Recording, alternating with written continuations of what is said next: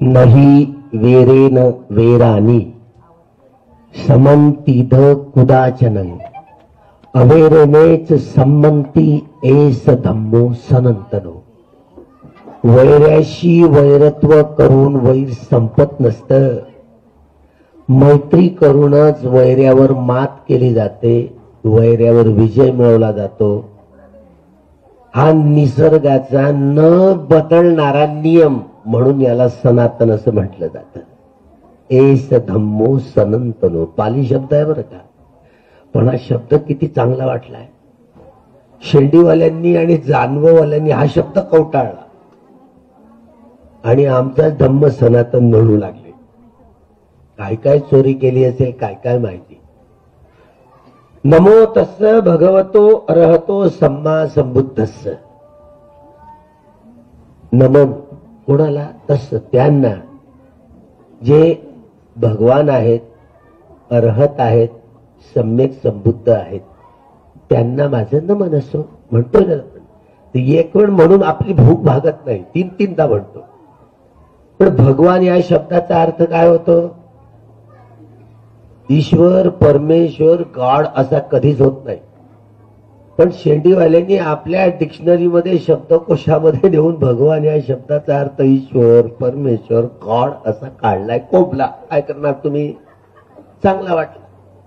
कारण भगवान हा शब्द केवळ सम्यक संबुद्धत्व प्राप्त करणाऱ्या महापुरुषांनाच हे विशेषण लागलं जातं. ऐऱ्या गैऱ्या नत्तू खैऱ्याला नाही.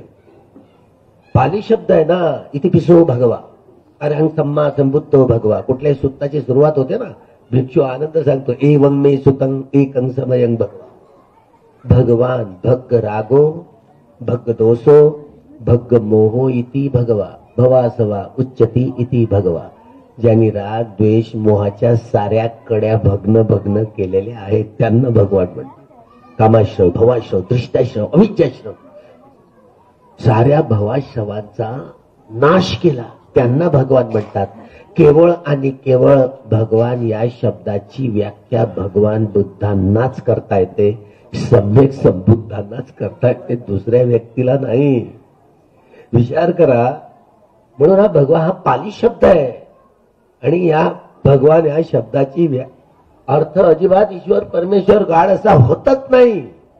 पण करायला लागले ना. आता आपली शिक्षित मंडळी बघा ना, आपली शिकली सवरलेली मंडळी सिद्धार्थ गौतम बुद्ध म्हणून मोकळे होऊन जातात. भगवान गौतम बुद्ध म्हणायला जीभ वळत नाही. कारण आपण वेगवेगळ्या डिक्शनरीत ना, शब्दकोशात ना आपण ऐकलं असतं भगवान म्हणजे ईश्वर, परमेश्वर, गॉड. अरहतो पहा, आता जीवनमुक्त अरहत. अरी म्हणजे शत्रू, हंत म्हणजे हनन, ज्यांनी साऱ्या शत्रूंचं हनन केलेलं आहे. हे बाहेरचे शत्रू नाही, आतले शत्रू. याला मारबंधन म्हणतात. सकाळ ते टीव्हीची किस्सा, सिल्वर पराभय, कामचंद व्यापात, तीन मित्र, औदत्य, कौकृत्य, विचिकित्सा, रूपराग, अरूपराग, मान आणि अविद्या. हे 10 बंधन आहेत ना, मारबंधन. पंचमारे पराजेत्वा पत्तो संबोधी उत्तम.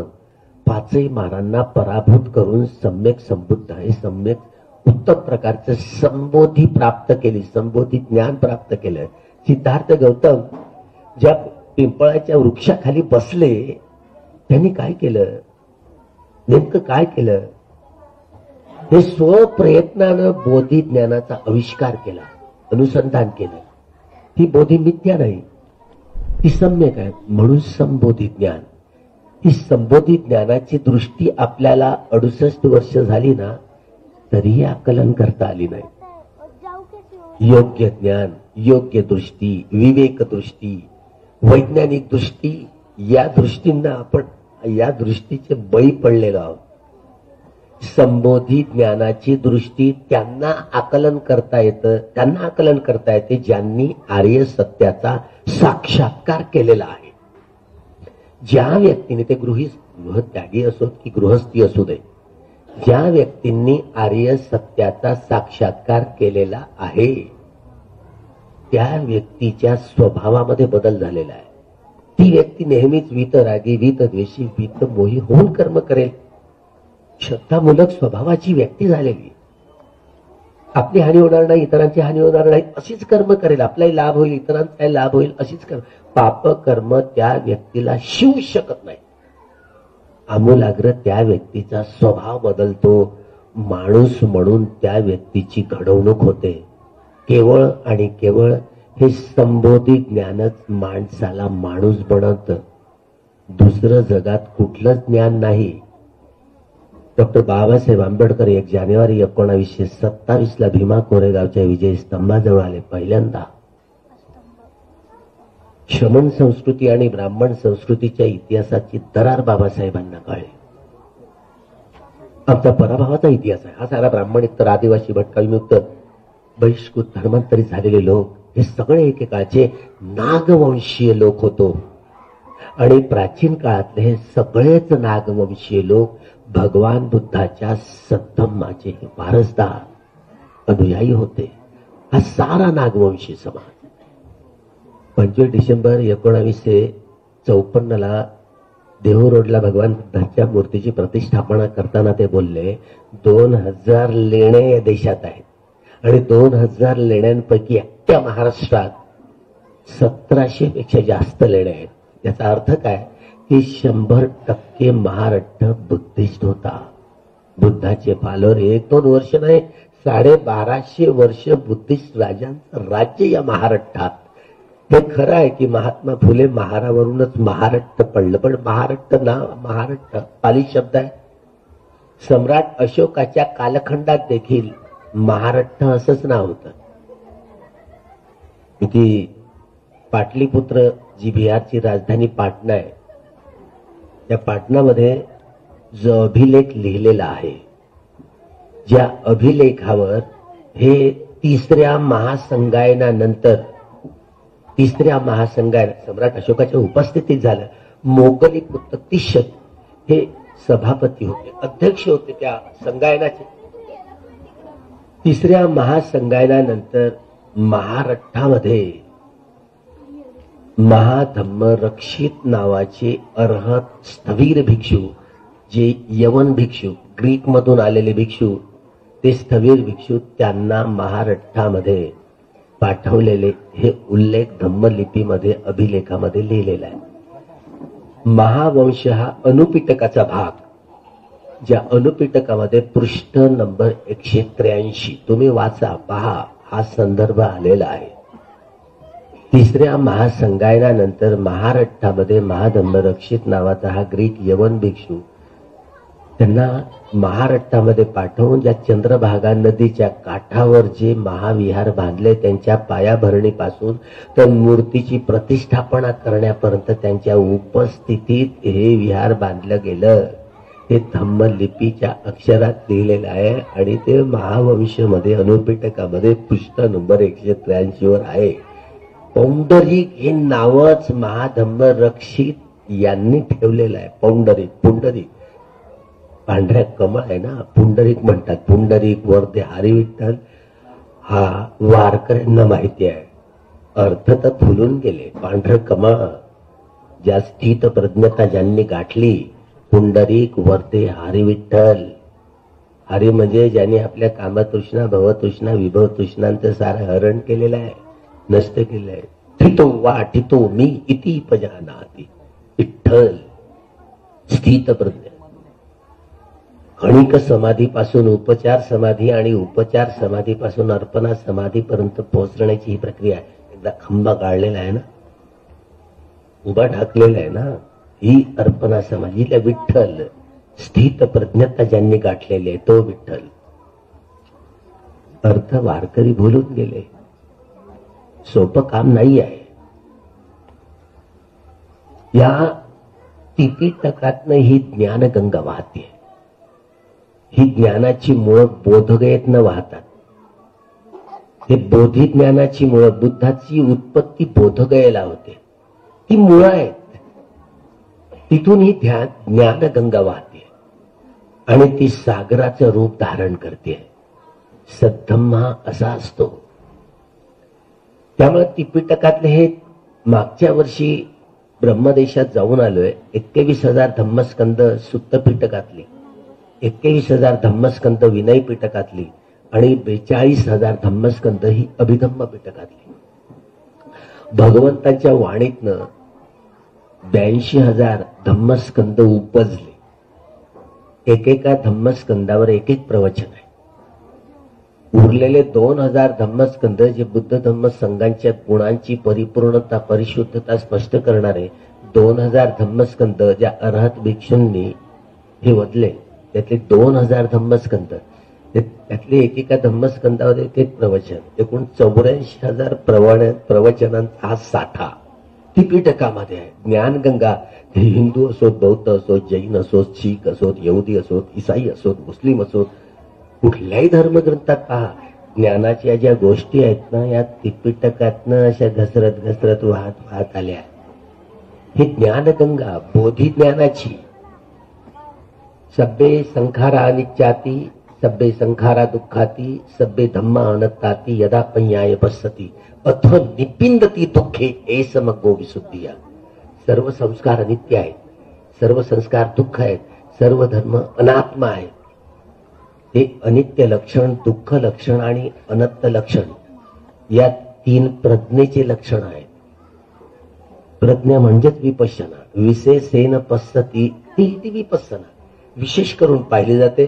म्हणजे हे अनित्य लक्षण, दुःख लक्षण आणि अनंत लक्षण या 3ही लक्षणामध्ये विहार करणं, रमण करून हे शरीर आणि मन, ही प्रकृती, त्यातल्या सगळ्या आकाशगंगा, सूर्यमाला, नद्या, नाले, पर्वत, डोंगर, समुद्र, महासमुद्र, सजीव, निर्जीव, मनुष्य वा मनुष्यतर प्राणी या सर्वांचे तुकडे तुकडे तुकडे तुकडे करून पाहणारी ही जी दृष्टी आहे ना, ज्याला बुद्धत्व प्राप्त झालेलं आहे, बुद्धाची दृष्टी, बुद्ध चक्षु प्राप्त झालेले आहेत. बुद्ध चक्षु प्राप्त होण्यासाठी, बुद्धांची दृष्टी उत्पन्न होण्यासाठी ज्यांनी सम्यक संबोधित ज्ञानाचे 30ही पारमितांचा संग्रह करावा लागतो. प्रकृतीचे काही निसर्गाचे नियम ठरलेले आहेत. 10 पारमिता, 10 उपपारमिता आणि 10 परमत्थ पारमिता. या 30ही पारमितांचा डोंगर परिपूर्ण करण्यासाठी 4 असंख्येय 1,00,000 कल्प किंवा 8 असंख्येय 1,00,000 कल्प किंवा 12 असंख्येय 1,00,000 कल्प किंवा 16 असंख्येय 1,00,000 कल्प एवढ्या जीवनातनं यात्रा करत जेव्हा जाऊ तेव्हा कुठे हे 32 लक्षणं आणि 80 अनुव्यंजन असे स्थापित होतात शरीरावर. दीघनिकायमध्ये लक्षण सुद्धा आहे, त्यामध्ये हा उल्लेख आलेला आहे. 30ही पारमितांचा डोंगर जेव्हा रचतील तेव्हा ही 32 लक्षणं आणि 80 अनुलक्षणं त्यांच्या शरीरावर स्थापित होतात. आणि सिद्धार्थ गौतम गौतम बुद्ध जे पुढे सम्यक संबुद्ध झाले, त्यांच्या या जीवन कालखंडामध्ये तापस सुमेधापासून तर ते सिद्धार्थ गौतम या महाबोधिसत्वाच्या शेवटच्या जीवनापर्यंत त्यांनी 4 असंख्येय 1,00,000 कल्प एवढे जन्म घ्यावे लागले. एका जीवनात हे होत नाही. त्यामुळं ज्या बुद्ध शासनात आता आपण आहोत, हे 5,000 वर्षाचं बुद्ध शासन 2,500 वर्ष उलटून गेले. यातले 68 वर्ष आता उलटले समजायचे. उलटले 68 वर्षात या धर्मांतरानंतर डॉक्टर बाबासाहेब आंबेडकरांनी 13 ऑक्टोबर 1935 साली येवल्याला जी परिषद स्वतंत्र भरवलेली होती, गुलामांना त्यांच्या गुलामीची जाणीव करून द्या म्हणजे ते बंड करून उठतील. हा सारा ब्राह्मणेतर आदिवासी भटका विमुक्त सगळे धर्मांतरित झालेले वा वैश्विक हे एकेकाचे नागवंशी लोक या गुलामांना त्यांच्या गुलामीची जाणीव करून द्या म्हणजे ते बंड करून उठतील.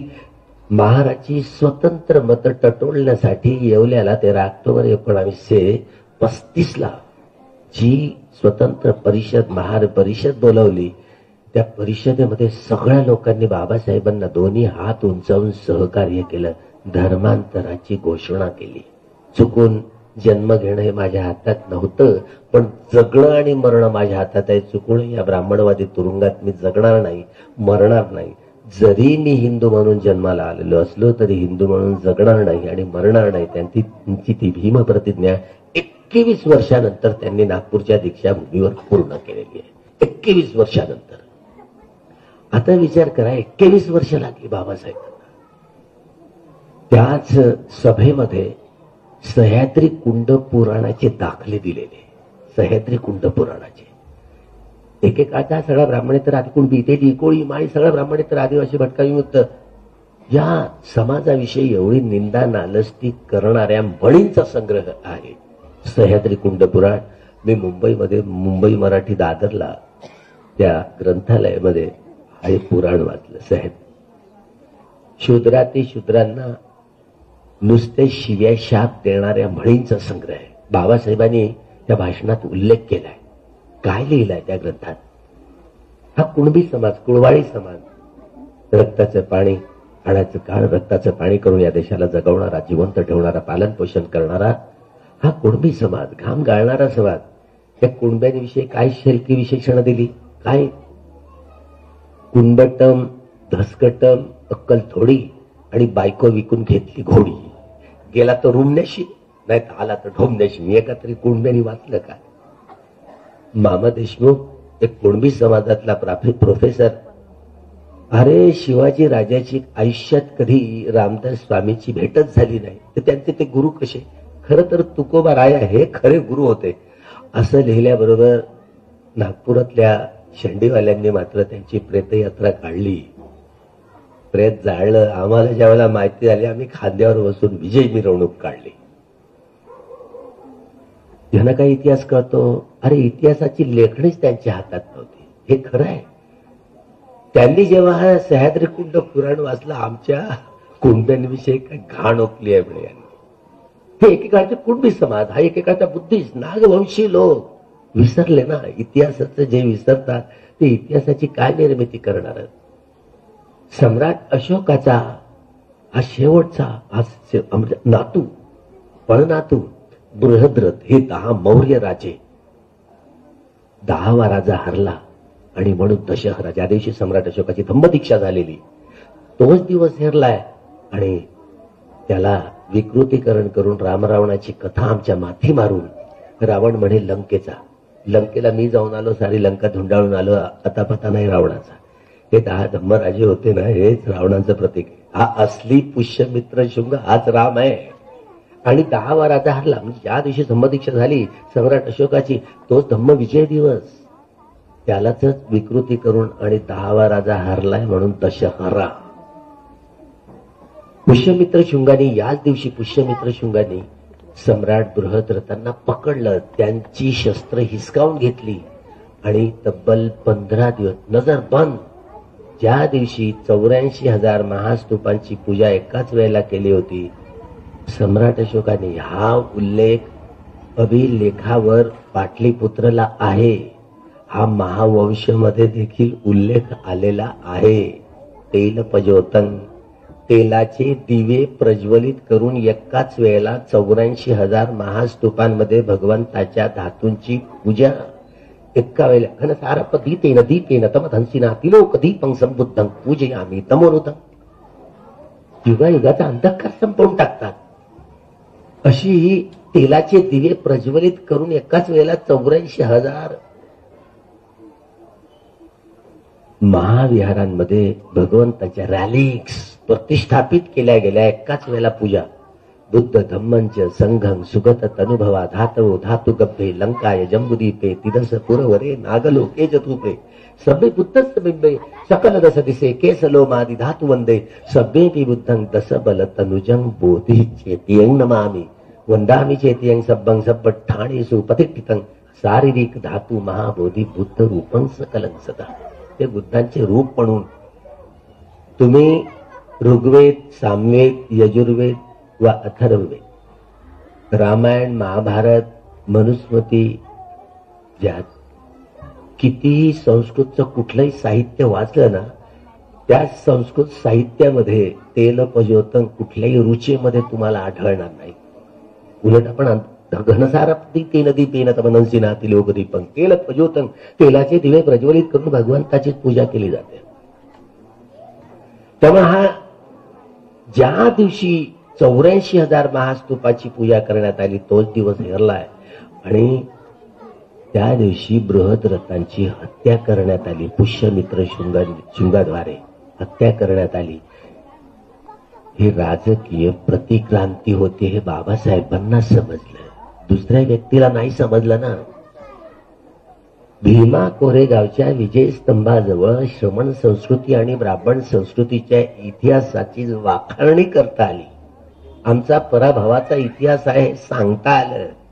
आम्ही हरलेले लोक, पराभूत झालेले लोक, एकेकाळचा नागवंशी समाज अशा रीतीनं पराभूत झाला.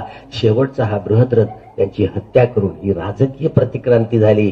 पुढे या श्रमण संस्कृतीचं प्रतिनिधित्व करणाऱ्या श्रमण भिक्षू संघ एकेका भिक्षूचं डोकं कापून आणण्यासाठी 10,000 सोन्याची नाणी मोजली गेली. भिक्षू लोक तेव्हा जंगला पहाडांचा गुफा कंदरांचा आश्रय घेऊन राहू लागले. दाढीचे डोक्याचे केस. हेच भोलानाथ, मच्छिंद्रनाथ, गोरखनाथ, नाथपंथी लोक हे भिक्षू होते. वारकरी पंथी लोक भिक्षू होते. लिंगायत पंथी लोक भिक्षू होते. महानुभाव पंथी भिक्षू होते. भागवती भिक्षू होते. सगळ्या संत साहित्यावर त्रिपिटकातला ज्ञानातला एवढा प्रभाव आहे, कोण समजावून सांगणार आहे? आम्ही सातत्यानं 10 वर्ष पंढरपूरला का जात आहोत? बाबासाहेबांनी 25 डिसेंबर 1961 उत्पन्नला जे पंढरपूरचं मंदिर दुसरं तिसरं काही नसून हे बुद्धाचं विहार आहे मी सिद्ध करून दाखवण्याचं बोलले होते.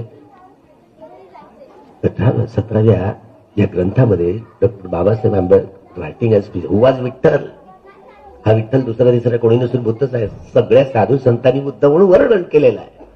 आम्ही जात आहोत 10 वर्षापासून दशक उलटलं ते सिद्ध करण्यासाठी. ज्या गरुड खांबावर बाहुंग सहसंग अभिनिमित्तंग सायुधंतन गिरीम ऐकलं. 20 वर्ष तुम्ही मरायचं नाही म्हणजे आषाढी एकादशीचा हा धर्मांतराचा, वारकऱ्यांच्या धर्मांतराचा सोहळा हा पंढरपूरला पाळणार आहोत. अर्थात बाबासाहेबांचं हे प्रेरणास्थान भीमा कोरेगाव, भीमा कोरेगावचं मूळ आहे. हे सामाजिक क्रांतीचं अभियान बाबासाहेबांचं पंढरपूरलाच परावर्तित होणार होतं. धम्मक्रांतीमध्ये 1956ला बुद्ध जयंतीच्या दिवशी धर्मांतराची घोषणा जिथे 6व्या संघायतात म्यानमारलाच केली होती. मी जाणार आहे आणि बुद्ध जयंतीच्या दिवशी ही धम्मक्रांती ही सम्यक क्रांती आहे. धम्मक्रांती सम्यक आहे. हा सम्यक हा डोलदार शब्द आहे. परिपूर्ण आणि परिशुद्ध आपण सर्वसाधारणपणे योग्य असा वापर करतो त्याचा, ज्यामध्ये परिपूर्णता आणि परिशुद्धता साठवलेली असते, ज्यामध्ये जोडतोड करता येत नाही, म्हणून सम्यक संबुद्ध म्हणतो. जीवनमुक्त अरहंत, ज्यांनी साऱ्या मारबंधनांना तोडून टाकलेले जीवनमुक्त, म्हणून परत त्याचा जन्म नाही कुणाचा. ज्यांनी सम्यक संबुद्धत्व अर्हत्व प्राप्त केलं त्या व्यक्तीचा पुन्हा जीवन नाही. जीवनमुक्त सम्यक संबुद्ध म्हणजे संपूर्ण ज्ञान, सबन यू, भूत, वर्तमान आणि भविष्य या तीनही कालखंडातली परिपूर्ण जाणीव, परिपूर्ण जाणकारी. असा एकही विषय नाही की ज्या विषयाचं ज्ञान त्यांना नसेल.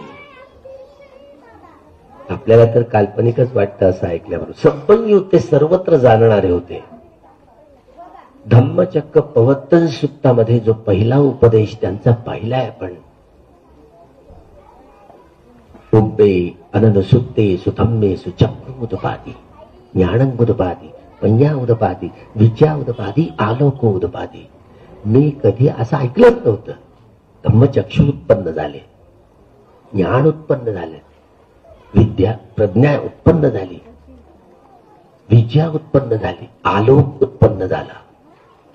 हे ज्ञान चक्षु, प्रज्ञा चक्षु, समंत चक्षु, दिव्य चक्षु, बुद्ध चक्षु स्वप्रयत्नाने बोधिज्ञानाचा आविष्कार करून बोधिज्ञान धारण करण्याची प्रक्रिया सांगितली, मार्ग सांगितलाय, निरोध कसा होतो हे सांगितलंय. एक एक सत्य 3 प्रकारे मी गवेषणा करून पाहिलेली आहे. ते म्हणतात धम्मचक्र प्रवर्तन सूक्तामध्ये तीपरिवट्टं द्वादशाकारं यथाभूतं ज्ञानदर्शनं सुविशुद्धं अहोसी. एक एक सत्य मी 3 प्रकारे गवेषणा करून पाहिली. तेव्हा हे दुःख सत्य दुःख आर्य सत्यात बदललं. दुःख समुदय सत्य दुःख समुदय आर्य सत्यात बदललं. दुःख निरोध सत्य दुःख निरोध आर्य सत्यात बदललंय. दुःख निरोध गामिनी पटिपदात दुःख निरोध गामिनी पटिपदा आर्य सत्यात बदललं. कसं बदलतं? चिंतन मननाच्या किंवा कसरत करून बुद्धीची त्या आधारावर आर्य सत्याचा साक्षात्कार नाही करता येत. दानशील भावना. भगवान बुद्ध असं म्हणतात की दुःख सत्य आहे. एक, हे दुःख, हे सत्य, त्या सत्याची परिधी जाणण्यायोग्य आहे. परियेयंती मे भिक्खवे. परिज्ञात मी ती परिपूर्ण परिधी जाणलेली आहे. वेदनांचं सारं क्षेत्र जाणलेलं आहे. तेव्हा हे दुःख सत्य दुःख आर्य सत्यात बदलतं. द्वादशा कारण, 12ही प्रकारे. दुःख समुदय म्हणजे कामतृष्णा 500, भवतृष्णा 500, विभवतृष्णा 500. दुःख समुदय. दुःख समुदय सत्य आहे. पहिनंती मे भिक्खवे, प्राण करण्यायोग्य आहे. सगळ्या कामतृष्णा, भवतृष्णा, विभवतृष्णा, आणि मी प्राण केलेले आहे. अशा रीतीने दुःख समुदय सत्य, हे दुःख समुदय आर्य सत्यात. दुःख निरोध सत्य आहे. ते साक्षी प्रत्यक्ष अनुभूतीवर उतरवून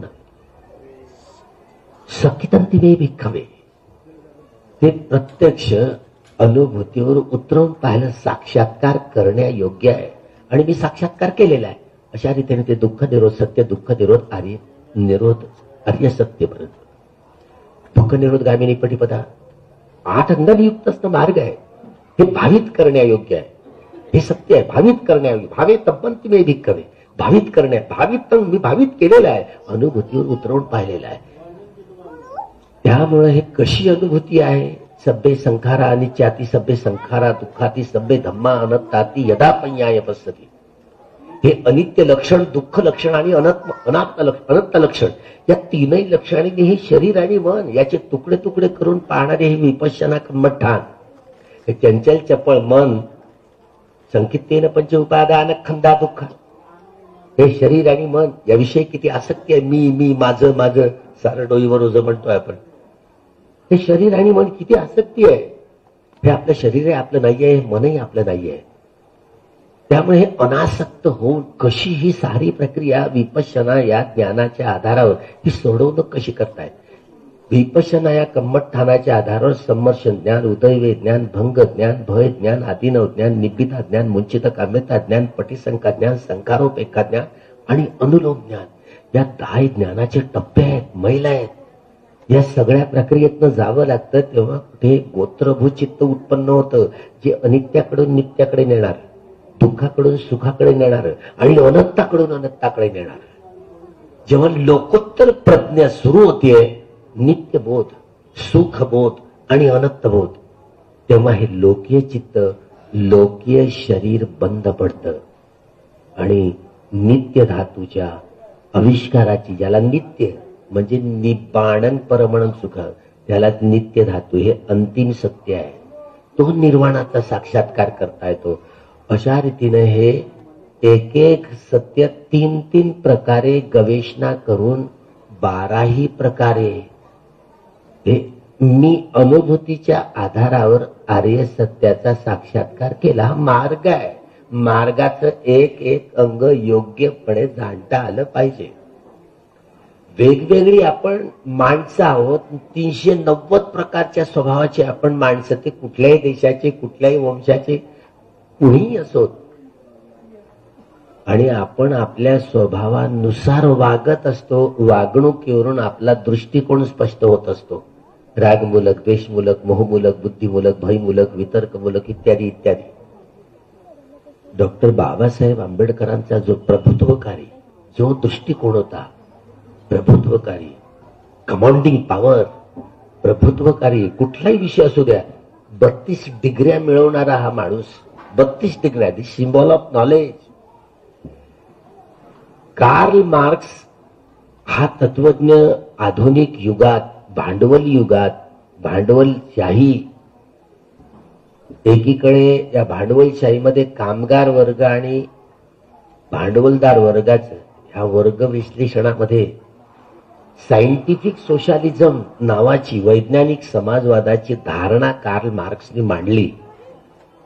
हा विषमतावादी समाज, वर्गविहीन समाज रचना करता येते, ही सिद्धांत ज्यांनी कम्युनिझम प्रसवला, dialectical materialism, historical materialism, surplus value capital, ज्यामध्ये scientific socialism, communism, the dictatorship authoritarian, सर्व हाराची तानाशाही, ही कॉन्सेप्ट मात्र डॉक्टर बाबासाहेब आंबेडकरांना पटत नव्हती. हुकुमशाही कोणाची असू दे, हुकुमशहा हे अन्यायच करत असतात. बाबासाहेबांनी म्हणून हे जनतंत्र आहे, लोकशाही ही संकल्पना साधारणतः सर्वसाधारणपणे भांडवली समजली जाते. जरी काल्पनिक समाजवाद्यांच्या दृष्टीने टॉलस्टॉय नावाचा हा तत्वज्ञ रशियात राहिलाय, त्याचा प्रभाव गांधींवर पडला. गांधीवादी समाजवाद असं आपण कधी ऐकत असतो. चार्ल्स फुरिये सारखे पाश्चिमात्य देशातले समाजवाद ही संकल्पना मात्र ही अवतरली. सायंटिफिक सोशलिझम, वैज्ञानिक समाजवादाची धारणा कार्ल मार्क्सला प्रसवता आली. बाबासाहेबांनी मात्र कार्ल मार्क्सवर बोलताना वर्ग संघर्षाच्या इतिहासाची ही कार्ल मार्क्सची धारणा एकांगी आहे. त्यांना वर्ण दिसले, जाती दिसल्या, वर्ण संघर्ष दिसलाय, जाती संघर्ष दिसला, वर्ग संघर्ष दिसलाय. बाबासाहेबांनी या समाज व्यवस्थेचं विश्लेषण ब्राह्मण वर्ग, ब्राह्मणेतर वर्ग आणि बहिष्कृत वर्ग अशी मांडणी केली. वर्ण जाती वर्ग संघर्षाच्या बहुप्रवाहाची इतिहासाची धारा बाबासाहेबांना भीमा कोरेगावच्या विजयस्तंभाजवळून प्रकट झाली. आम्ही एकेकाळचे पराभूत झालेले लोक, मात्र हे बदलणार कसे? हा सारा समाज ब्राह्मणवादाच्या खाईत सम्राट अशोकाचं हे संपूर्ण ते मौर्य राजांची राजवट जेव्हा खात्मा झाल्या आणि ब्राह्मणशाही अस्तित्वात आली, मनुस्मृती हा कायदा आला, मनुस्मृतीच्या कायद्याने सारा हा संपूर्ण समाज कसा गुलामीत जीवन जगण्याची त्यांना सवय झाली. या गुलामांना त्यांच्या गुलामीची जाणीव करवून कशी द्यायची, म्हणून त्या धर्मांतराची घोषणा ज्या येवल्याला केली होती, त्या सह्याद्री कुंड पुराणाचे दाखले देत ते म्हणत, कुणबी या समाजाविषयीची, या कुणब्यांविषयी किती संपूर्ण जहर ओकलं गेलं. सकाळी उठल्याबरोबर सगळ्यांची तोंड पाहावी, पण तेल्याचं तोंड पाहू नये, असं तो ग्रंथ म्हणतो. काय झालं त्याच्यातोंड? एकेकाळचा हा तेली समाज, बुद्धिस्ट समाज, सोनार सख्या बहिणीची खाणार, मांग महार कुसाच्या बहार, गोंड गोवारी जात बोहारी, गोंड गोवारी हेकळ माना, आंबील पाऊन शिवलाडोना, माना माणुसकीत नाही, डुकर सरकशीत नाही, धनगर कोळी माळी धिवराची धुटीनं अटकला बोटरे जाशील कुठे. नुसत्या ब्राह्मणेतर अशा रीतीनं शिव्या शाप देणाऱ्या म्हणींचा संग्रह आहे. खरं तर हा एकेकाळचा मुसलमान, आमचा हा मुसलमान बांधवाविषयी तर काय, मी भिक्षू बनल्यामुळे मला पाबंदी लागली तोंडावर. काय करणार? बाडा मुसलमान आणि वेळवाची नाही बोलू शकत मी, एवढं खतरनाक लिहिलेलं आहे. त्यामुळं हा या सगळ्या ब्राह्मणेतर आदिवासी भटक्या विमुक्त समाजांना हा सगळा समाज गुलामीचं जीवन जगण्याची सवय झाली. म्हणून या गुलामांना त्यांच्या गुलामीची जाणीव करून द्या, म्हणजे ते बंड करून उठतील. 68 वर्ष उलटून गेली. या गुलामांना त्यांच्या गुलामीची जाणीव करून देण्यामध्ये आपण अपयशी ठरलो. स्वतःचं परीक्षण करावंच लागेल.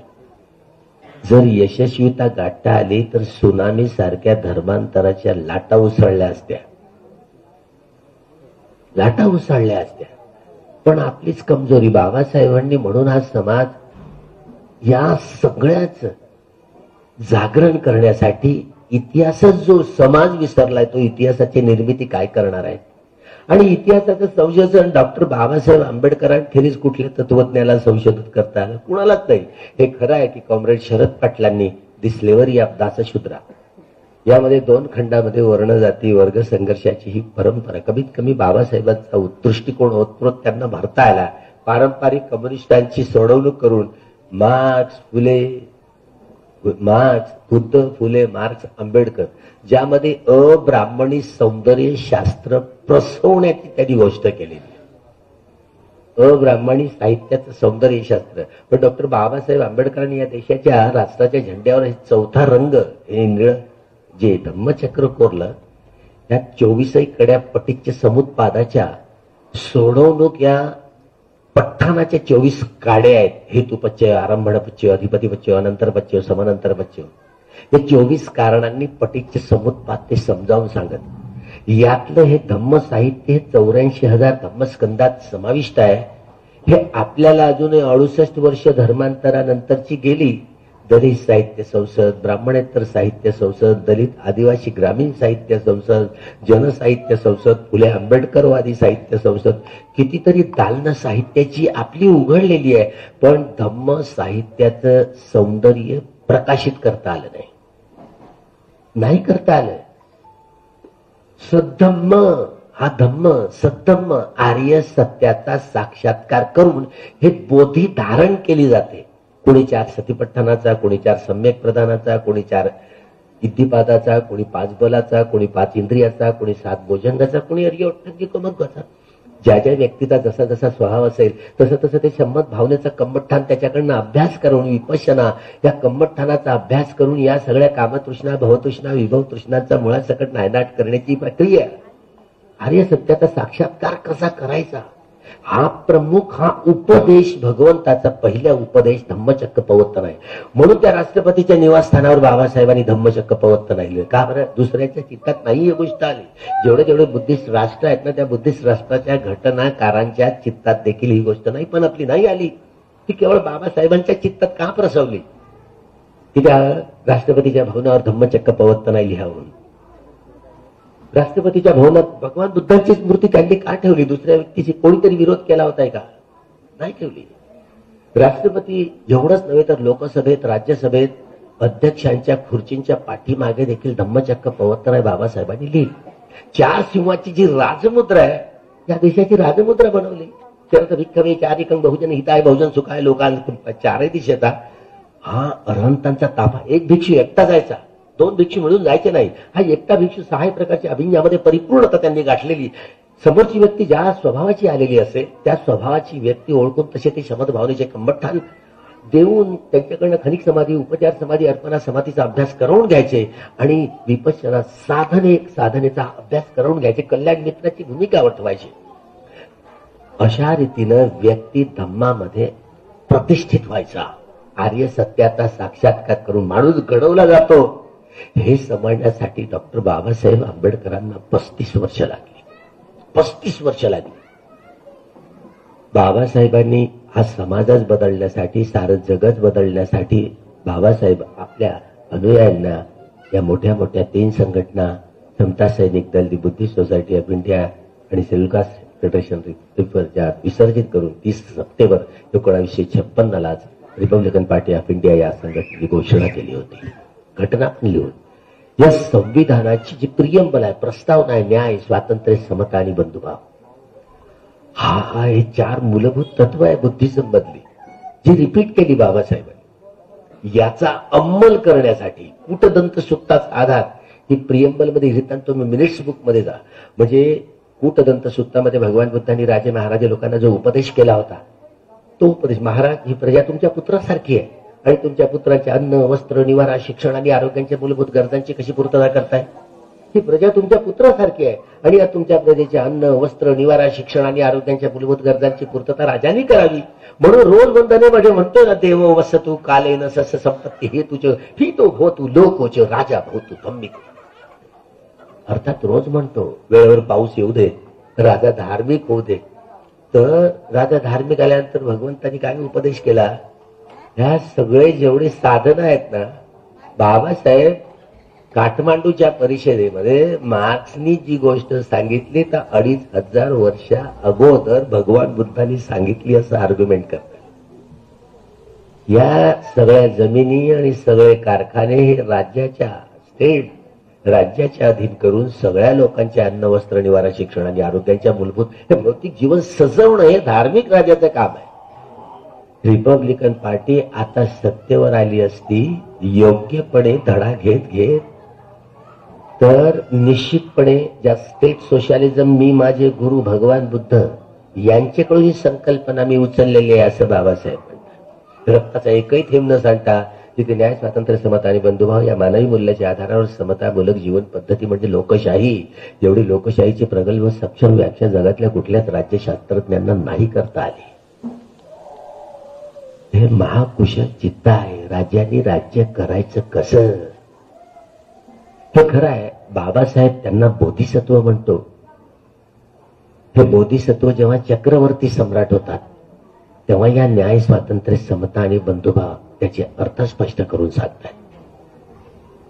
सामाजिक, आर्थिक, राजकीय, सांस्कृतिक, भौगोलिक न्याय हे सामाजिक स्वातंत्र्य, आर्थिक स्वातंत्र्य, सांस्कृतिक स्वातंत्र्य, भौगोलिक स्वातंत्र्य.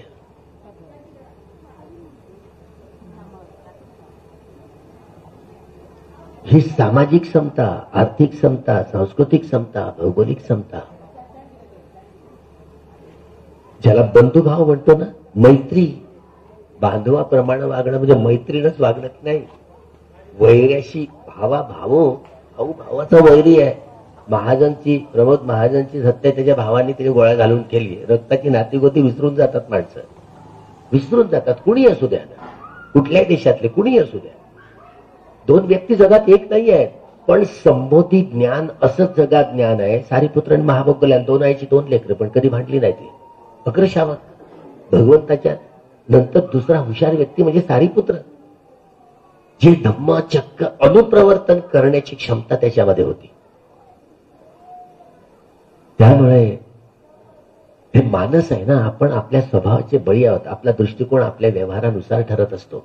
रागमूलक, द्वेषमूलक म्हणून रागरंजित, द्वेषदूषित, मोहमोडित आपण कामं करतो. मोहमोडित होऊन शुद्ध चित्ताने आपल्याला कामच नाही करता येत ना. जेव्हा या विपश्यना, या कम्मठठाणाचा योग्य अभ्यास करून आर्य सत्याचा साक्षात्कार करू ना, तेव्हा कुठे माणसांमध्ये हा आमूल बदल होईल.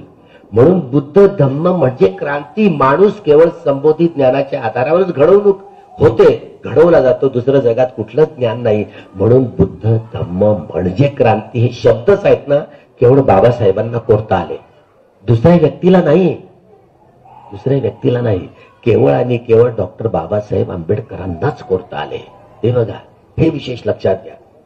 दुसऱ्या व्यक्तीच्या चित्तात नाही म्हटलं. ब्राह्मणवाद प्रतिक्रांती. आज या स्थितीत हे जेवढं मोठं आम्हाला हे रहस्य दिसतंय, घटना कितीही चांगली असली आणि घटना राबवणारे लोक जर लायक नसले तर कसं होणार आहे? बाबासाहेबांनी सगळ्या जगातल्या सगळ्या राजकीय पक्षाचे जाहीरनामे बघा आणि रिपब्लिकन पार्टी ऑफ इंडिया या राजकीय पक्षाची जी घटना बाबासाहेबांनी लिहिलेली, यांचा अंमल करण्यासाठी कार्ल मार्क्सचा जाहीरनामा देखील लंगडा ठरतो. यापुढे रिपब्लिकन पार्टी ऑफ इंडिया या राजकीय पक्षाची ही जी घटना आहे ना बाबासाहेबांनी लिहिलेली, या घटनेची तोड जगातल्या कुठलीच राजकीय पक्ष नाही करत, कुठल्याच संघटनात. त्यामुळे बाबासाहेबांनी ही पार्टी सारं जगत बदलण्यासाठी दिलेली. आता आपण त्यानुसार वागलो नाही तो आपला दोष काय बाबासाहेबांचा दोष? बाबासाहेब म्हणून तुमच्याकडे तक्रार नोंदवण्यासाठी तुमच्या लेकराची आलेलो आहोत. तुम्ही ही जी आमच्यावरची जबाबदारी दिली होती, आम्ही असो की तुम्ही, गृहस्थ वा गृहत्यागी, सारं जगत बुद्धमय धम्ममय करण्यासाठी युद्ध सुरू आहे. आणि युद्धाने नेहमीच मनुष्य समाजाची हानी झालेली आहे. कोणाला बरं नाही वाटत? सगळ्यांनाच योग्यपणे जीवन जगण्यावर वाटतं सगळ्यांना, पण तसं होत नाही ना. आर्य सत्याचा साक्षात्कार करता आला तरच आपला हा मनाचा स्वभाव मूळ बदलतो. नेहमीच ती वितरागी, वितद्वेषी, वितभयी होऊन आपण कर्म करू, आपली हानी होणार नाही, इतरांची हानी होणार नाही, आपलाही लाभ होईल, इतरांचाही लाभ होईल. माणूस घडेल. 68 वर्ष झाली, तुम्ही तसे आणि आम्ही तसेच आहोत. काय करणार आहोत? म्हणून बाबासाहेबांनी बुद्ध आणि त्यांचा धम्म या ग्रंथामध्ये 4 ज्या प्रतिज्ञा त्या महत्वपूर्ण त्या पाठांतर करून टाकायच्या, जेणेकरून बाबासाहेबांनी दिलेली जबाबदारी आमच्यावर रोज तिचं स्मरण करायचं. ही जीवसृष्टी आहे अशी आणि प्रतिज्ञा आपण करूया. साऱ्या प्राण्यांना या सगळ्या प्रकारच्या दुःखातून सुटका करून त्यांना मुक्त होण्यासाठीच मार्गदर्शकाची भूमिका वठवू, कल्याण मित्राची भूमिका वठवू. जेव्हा कुठे सैद्धांतिक आणि व्यावहारिक पक्ष योग्यपणे आपल्याला समजावून सांगताच आला नाही तर कसा काय सद्धम्माचा प्रचार आणि प्रसार होणार आहे? दुसरी प्रतिज्ञा, आपल्यामध्ये असंख्य दोष आहे, कामतृष्णापाश्य, भवतृष्णापाश्य, विभवतृष्णापाश्य, आणि प्रतिज्ञा आपण करूया या सगळ्या प्रकारच्या दोषांना घालून टाकून संपूर्ण दोषमुक्त व्हायचे. निब्बाण दोषमुक्त होणे, नितांत निर्मळ चित्त, कसल्याही कामतृष्णा, भवतृष्णा, विभवतृष्णा नाही. ही प्रतिज्ञा जेव्हा आपण आर्य सत्याचा साक्षात्कार करून, तेव्हा खऱ्या अर्थानं आपण हा सद्धम्माचा प्रचार आणि प्रसार करण्याचे अधिकारी बनू. तिसरी प्रतिज्ञा अनंत सत्य आहे. आणि प्रतिज्ञा आपण करूया एक एक सत्य जाणून संपूर्ण सत्य जाण. काय सत्य आहे? या स अर्धात त्याला य सत्य. सत्याचं संशोधन केलंय की नाही? आर्य सत्याचा साक्षात्कार करून माणूस बदलला जातो. म्हणून बुद्ध धम्म म्हणजे क्रांती. ही परिपूर्णता आहे, परिशुद्धता आहे. कार्ल मार्क्सला, लेनिनला, माओ त्से-तुंगला क्रांतीचे हे अमूर्त शब्द केवळ कोरले. सर्वांगीण क्रांती, सर्वांगीण बदल, सामाजिक, आर्थिक, राजकीय सर्वांगीण हे अमूर्त शब्द झाले. परफेक्शन नाही झालं. हे परफेक्शन हे केवळ मार्क्सनी माणसाला भौतिक प्राणी म्हणून संबोधलं. दिसतोय म्हणून भौतिक का? मन दिसतं का? मनाचा अभ्यास नाही करता आला ना. ते कामावचर चित्त 54, रूपावचर चित्त 15, रूपावचर चित्त 12, लोकोत्तर चित्त 8. लोकोत्तर चित्ताची संख्या वाढते म्हणून 121 होतं, 40 वाढते म्हणून 52 प्रकारच्या चित्तवृत्ती, 28 प्रकारचं रूप. हा अभिधम्माचा खरंच भाग कठीण आहे आणि तो 68 वर्षामध्ये आपण आत्मसात करू शकलेलो नाहीये.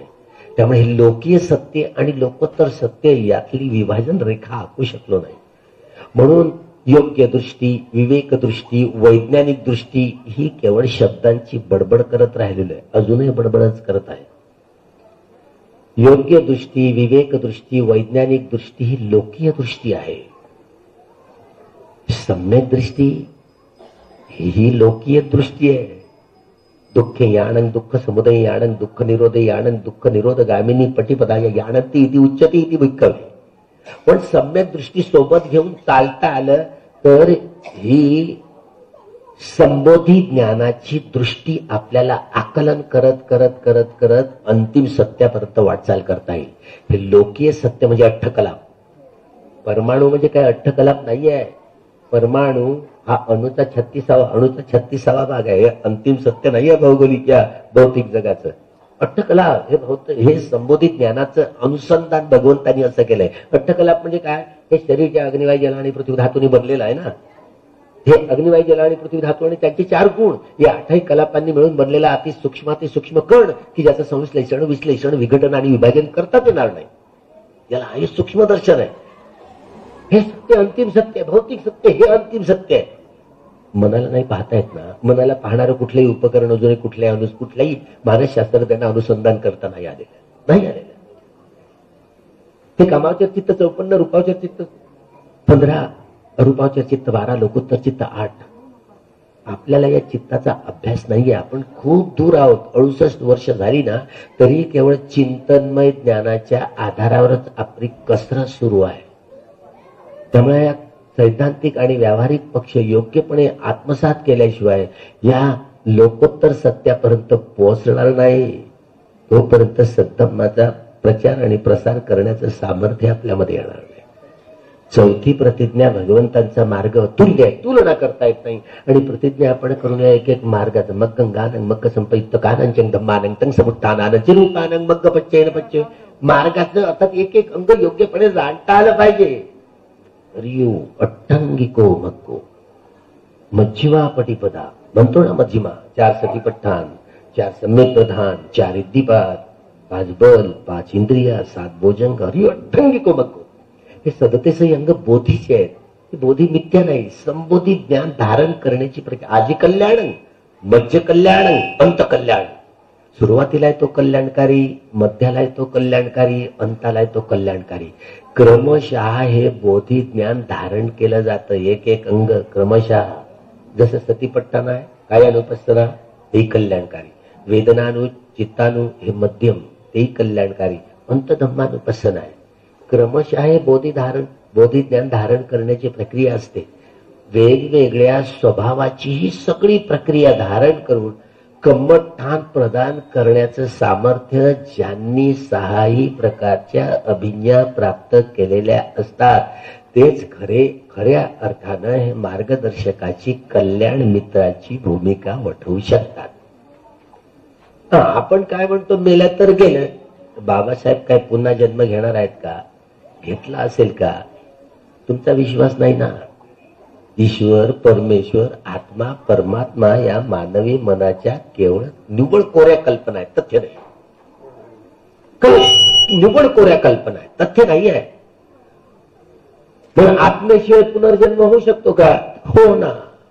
बाबासाहेबांनी उदाहरण दिलं ना बुद्ध आणि त्यांचा धम्म या ग्रंथामध्ये.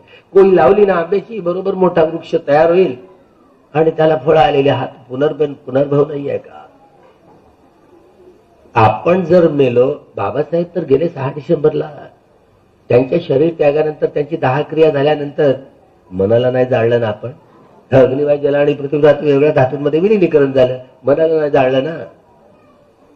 आता त्यांचा जन्म झाला, श्रीलंकेच्या भिक्षूंकडनं मी ऐकलं होतं. बाबासाहेबांचा त्यांचं महाप्रयाण झाल्यानंतर त्यांचा जन्म तुषिता देवता लोकांमध्ये झाला आणि त्यांचं नाव सुदर्शन असं आहे. मी ऐकलं होतं. पण आता आपण मानतो, फक्त बोधिसत्व म्हणतो ना, भावी बुद्ध आहे, भविष्यात येणारे बुद्ध आहे. तरी आपला विश्वास नाही आहे ना बाबासाहेब बुद्ध होतील म्हणून. होणार पक्क. हे 16 संख्येचे 1,00,000 कल्प एवढ्या जीवनात येत आहेत. म्हणते साधनानंद महास्थवित 10व्या वर्षावास मी बांगलादेशात केला. ही छडी त्यांनी दिली. खरंच बाबासाहेब बोधिसत्व होते आपण मानतो, जाणता येत नाही आपल्याला.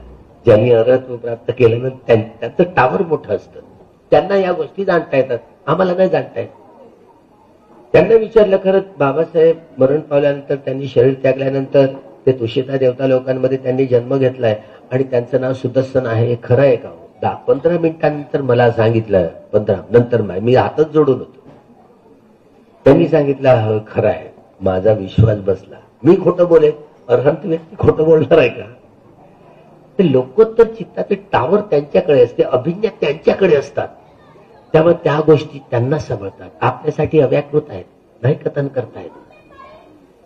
बाबासाहेबांनी काय अर्हत्व प्राप्त केलंय? ज्यांनी सम्यक संबुद्धत्व प्राप्त केलंय, पश्चिम बुद्ध आहे, ज्यांनी अर्हत्व प्राप्त केलंय त्याला सावक बुद्ध म्हणतात. या तीनही सत्वाचा पुनर्जन्म नाही, पुनर्भव नाही.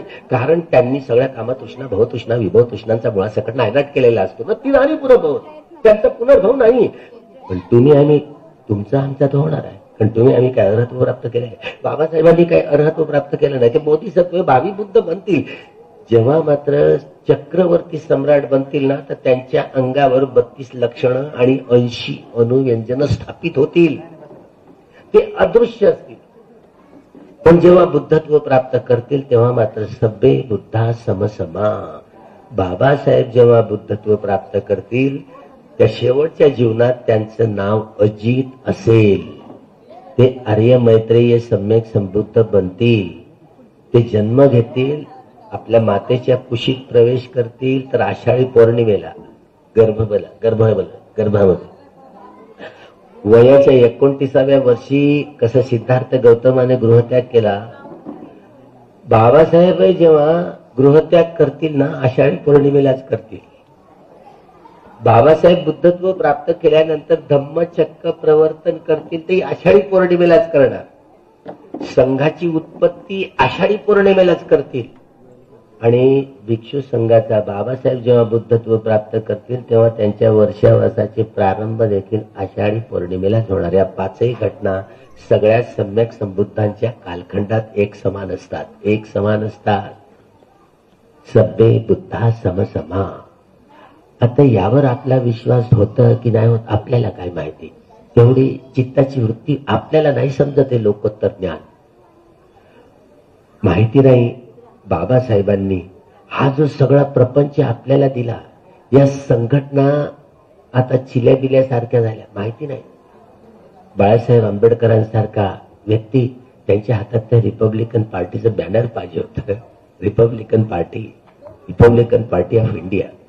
तीनही संघटना हातात हात घालून एक मेंबर ना, तुम्ही आम्ही सगळे मरेपर्यंत या संघटनांमध्ये असायला हवे. बाबासाहेबांची धारणा. आता आपण ते अवलंबन केलं नाही तो आपला दोष. बाबासाहेबांच्या खरंच ऋणातून मुक्त व्हायचं असेल तर या तीनही संघटनांची पुनर्बांधणी करावी लागेल. त्या घटनांच्या नियमावलीप्रमाणे वागावे लागेल. तरच बाबासाहेबांच्या ऋणातून मुक्त होण्याचे हे बल आपल्या अंगी येईल. या साम्राज्यशाही, भांडवलशाही, ब्राह्मणशाही विरुद्ध लढून रिपब्लिकन पार्टी जेव्हा सत्तेवर येईल तेव्हा राज्य समाजवाद स्थापन होईल, बाकीच्या संघटनांकडून होईल याची अजिबात गॅरंटी नाही आहे. त्यामुळे एवढी मोठी जगात सगळ्यात मोठं कठीण काम तुमच्या आमच्या शिरावर बाबासाहेबांनी दिलेलं आहे. जगात सगळ्यात मोठं कठीण काम, आणि एवढी जबाबदारी पेलवण्याचे हे धाडस, हे हिम्मत आपला धार्मिक पिंड घडवावा लागेल. दानं दत्वा शीलं समाधी हित्वा उपोसत कम्मं कत्वा तं अस्सादेती अभिनंदन्ति ध्यानं गुप्पादेति विपस्सनं गुप्पादेति मग्गं गुप्पादेति फलं गुप्पादेति समापत्तिं गुप्पादेति अभिन्नं गुप्पादेति. या साऱ्या प्रक्रियेतनं दर रविवारी आपण जातोच ना विहारात, पण पौर्णिमा, अमावस्या आणि अष्टमीला आपण सातत्यानं उपोषण पालन करायला हवे. वारंवार संघदानाचे कार्यक्रम यात भिक्षूंच्या चारही निश्रयांची परिपूर्ती करायला हवी. तेव्हा तुमचे 10ही पारमितांचे घडे भरतील. ही 12वी प्रतिज्ञा आहे ना डॉक्टर बाबासाहेब आंबेडकरांनी दिलेली. जोपर्यंत हे दानशील, नैष्कर्म्य, वीर्य, प्रज्ञा, शांती, सत्य, अधिष्ठान, मैत्री आणि उपेक्षा, जोपर्यंत आपले 10ही पारमितांचे घडे परिपूर्ण होणार नाही, तोपर्यंत आपल्याला आर्य सत्याचा साक्षात्कार करताच येणार नाही. या पारमितांच्या जशा जशा जसे घडे भरतील तसा तसा आपल्याला या पारमितांच्या आधारावर आपल्याला हा धम्म प्रकाशमान करण्याचे सामर्थ्य आपल्यामध्ये येईल. मात्र कल्याण मित्राची आवश्यकता आहे. कल्याण तुमचे 10ही पारमितांचे घडे भरले असतील आणि कल्याण मित्र तुम्हाला मिळाला नसेल तर जसे सम्राट अशोकाचे हाल झाले ते रोखता येणार नाही तुम्हाला. सम्राट अशोकाने एवढं मोठं काम करून जेव्हा त्याला मरणांतिक वेदना आल्या ना, तर कल्याण मित्र मिळाले नाही. वेळेवर बेहोशीत त्यांनी शरीर त्यागलं. बेहोशीत, श्वासावर लक्ष नाही, वेदनांचा उदय आहे त्यावर लक्ष नाही. त्यामुळं त्यांनी सर्प योनीमध्ये हा जन्म ग्रहण केला होता. मी तर खोटच मानत होतो. म्हणजे हे महावंशमध्ये लिहिलेलं आहे बरं. हे कोण मी नाही सांगत. त्यांचाच पुत्र जो अर्हत्व प्राप्त झालेला महेंद्र आहे, 6 प्रकारच्या अभिज्ञा प्राप्त केल्या, त्यांनी कथन केलेलं आहे. मी नाही, मी फक्त रिपीट करतोय. कोणी सांगत नाही, वेगळी गोष्ट आहे. सम्राट अशोक मरणांतिक एवढ्या खतरनाक वेदना आल्या, त्याच्या पत्नीनं बोधिवृक्षाचं जाळला होता. त्यामुळे हे चिंतन, मरणांतिक वेदना आले, तिचं काय करू रे, कापून हिस्से करू की काय करू, कापून टाकू. आणि एवढ्या दुःखद वेदना आल्या ना, समता पुष्ट होऊ शकली नाही आणि बेहोशीत त्यांनी शरीर त्यागलं. त्यामुळे सर्प योनीमध्ये त्याचा जन्म झाला. बरं झालं, त्याचा पुत्र अर्हत्व प्राप्त झालाय आणि त्यांनी 6 प्रकारची अभिज्ञा प्राप्त केली. आपल्या बोधी नेत्राने तो पाहतोय, अरे माझ्या वडिलांचं काय झालं असेल पाहतोय. तो साप बनून आहे. त्याच्यासाठी सुत्तपठण केलं, मैत्री केली, सत्यक्रिया केली. सत्यक्रियेला महत्व असतं सद्धम्मामध्ये. बरं झालं, त्यांचा पुत्र तरी कमीत कमी अर्हत्व प्राप्त केलं, त्यांना सहायभूत ठरलाय. सम्राट अशोकासाठी हे खरं आहे, माझे वडील 10 वर्षापासून सातत्यानं भिक्षूंच्या 4ही निश्रयांची परिपूर्ती करत होते. ते खरंच धम्मदायात झाले. हे सत्य आहे, हे सत्य आहे. या सत्य वचनाने त्यांचं मंगल होऊ दे, त्यांचं कल्याण होऊ दे. तेव्हा तो साप मरण पावला आणि त्यांनी देवता लोकांमध्ये जन्मग्रहण केला. त्यांना चांगले आईवडील मिळाले, कल्याण मित्र मिळाले, गुरु मिळाले आणि त्यांनी सम्राट अशोकांनी अर्हत्व प्राप्त केलं असं अनुपिटकामध्ये नोंद आहे. महावंश वाचा, तुम्हाला कळेल. माझा विश्वास होत नव्हता, तुमचाही विश्वास नाही होणार, पण हळूहळू विश्वास बसेल. आपल्याला वाटतं मेलं तर गेलं, बरं झालं ते अर्हत झाले, अर्हत्व प्राप्त झाले. आता त्यांचा जन्म होणार नाही. बाबासाहेब मात्र तुषिता देवता लोकांमध्ये आहे. आपल्याला हे सांगायला आता अनंत भिक्षूवर मी विश्वास ठेवला. मी तुम्हाला किती उचलून आपटून सांगितलं, तुम्ही काय विश्वास ठेवाल. त्यामुळं लोकीय सौंदर्य आणि लोकोत्तर सौंदर्य धम्मस्कंदातलं प्रकाशित करण्याचं हे मोठं काम अजूनही आपल्याला 68 वर्ष झाली तरी करता आलेलं नाही करता आलेलं आहे. पटीचे समुद फार लहानशा पुस्तिकेमध्ये रावसाहेब कसबेंनी कोरला आंबेडकरवाद नावाची पुस्तिका नाशिकमध्ये ते त्यातलं